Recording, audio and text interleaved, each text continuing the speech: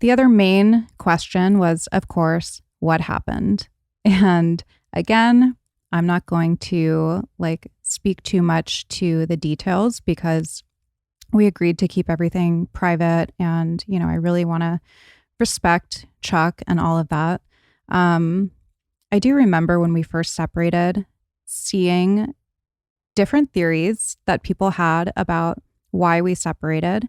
And, I really don't go down those rabbit holes of forums and stuff, but I did see, because I was, seeing what articles were out there, that those threads were up again. And, people have crazy theories of why we broke up. And one of the theories that I've seen is because I got procedures or things like that. It was nothing that either of us did.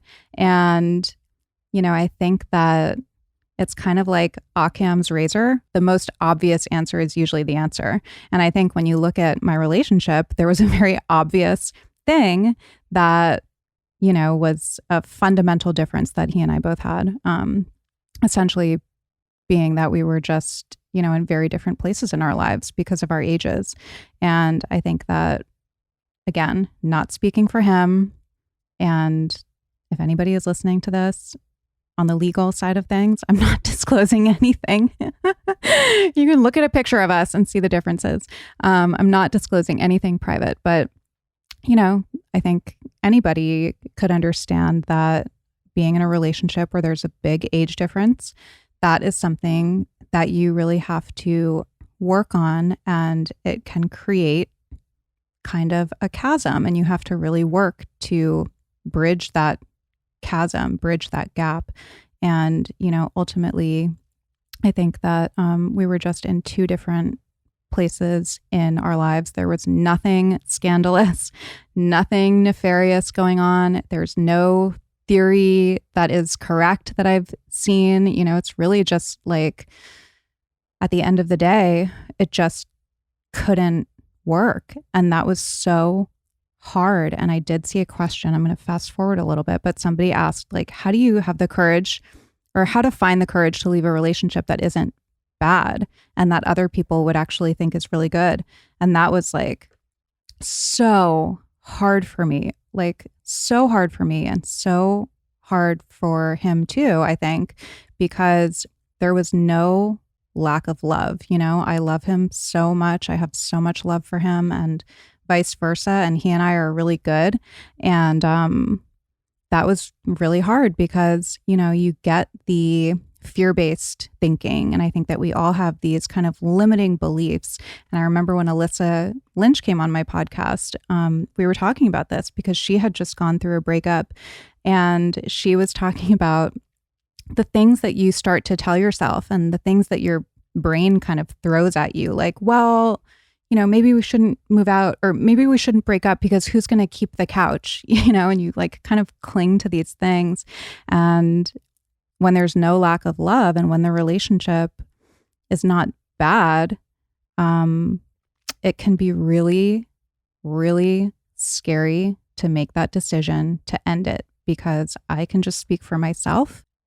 It was hard for me to overcome the thinking of if I give up this relationship with this really amazing person, what if I don't find anybody else? And then I'm going to have all these regrets, and then I'm going to be miserable, and then I'm going to be lonely. And you just take that further and further and kind of spiral with it. And, it's kind of like a scarcity mindset, but I think it's totally understandable, especially just given how things are right now in our culture with dating and being in LA, where, I see my friends who are single and they just have nightmare stories. When you have somebody who's really good and you have that companionship and that love, it's really hard to make that decision. But I think, the piece of it, how do you leave a relationship that is not bad and that other people would think is good? It doesn't really matter what other people think because they're not in your relationship. They don't know how it feels. Only you know how it feels. And, I had a life that probably looked really good on the outside, and it was really good in so many ways. But I remember in the last few months, I would wake up at 2, 3, 4 in the morning. I don't know if I even should share this. It's like so personal, but I would wake up like jolted awake in the dead of night. And just my first thought was like, I hate my life. And that's like awful to even say because I have so much to be grateful for. And, there was nothing that was bad. It was just this inner turmoil that I had been living with for so long that was really eating away at me. And the longer you stuff that down, the more it's going to come out in so many different ways. And it's going to manifest in so many ways, mentally, emotionally, spiritually, physically. I feel like the last 6 months of my life has been like a slow unraveling of everything from my physical health to my mental health and everything, because I wasn't confronting these things really. And I felt so like bad about myself. Even saying it now, I still kind of feel like I have shame for even having those thoughts. But that's just the reality of it. So I think, now that I'm like way off on a tangent, only you know how you feel in that relationship. And I think that we all know ultimately if we should stay or go. That was another common question that I got. Like, how do you know when it's time to leave? I don't really know.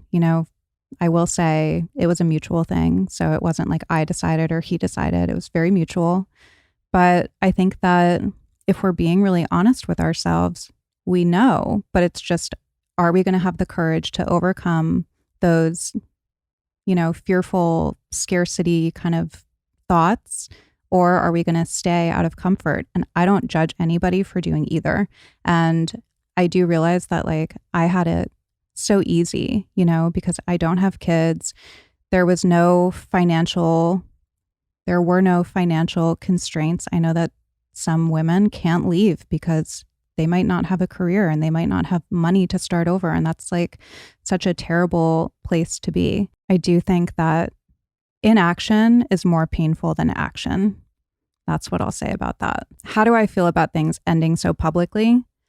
I was kind of hoping that this time around was not going to be public. When we separated, we had a statement that we put out just because we knew that people might try to make up stories or make up theories. And we wanted to be really clear that like we decided to do this mutually and things were good.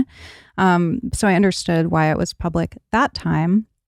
This time I was hoping that people just kind of assumed that we were already divorced, because I think a lot of people thought that we did get divorced in 2022 and that we were going to avoid any public scrutiny. Obviously, we're not like J-Lo and Ben. People don't really care that much, but it did become newsworthy for a few days. And, it's kind of awful having that stuff be public. It's such a painful thing to go through to begin with, and then to have people's opinions and judgments and all of that added on top of that. It's painful, but I will say, I think that being an influencer for 6 years and having my life be public and dealing with people's opinions and trolling and everything on a daily basis, I was prepared to just move through that. And really, I don't pay attention. I looked once to see like what articles were up, and I got the gist of what people were saying, and then I moved on. And for the most part, people have been really supportive. Somebody asked the worst part of things being public, and I will say the worst part of all of this being public was getting people's opinions on the financial part of the settlement. So first of all, most of what is reported is not accurate. But I still get text messages from people I know. I get comments and DMs from people I don't know saying what I should or should not have gotten, which is like what not to say to a person who just got divorced 101. Like, just don't comment on any of it. Just if you want to offer support or whatever, fine. But, that I found to be so incredibly toxic, because we did this with so much love. I walked away feeling so good about everything. And then when you get that in your head, it just kind of fucked with me a little bit, to be totally honest. And people just don't know. Like, they don't know my circumstances. They don't know the circumstances between us. And, you know, as far as everything, I will say he asked me what I wanted. I told him what I wanted. He gave me what I wanted. The end, period, end of story. So, you know, getting people's input about that after it's done too. I'm like, it's done. Like, what do you want me to do? I can't do anything. That was probably the worst part about things being public this time. But for the most part, people have been so supportive, which has been amazing.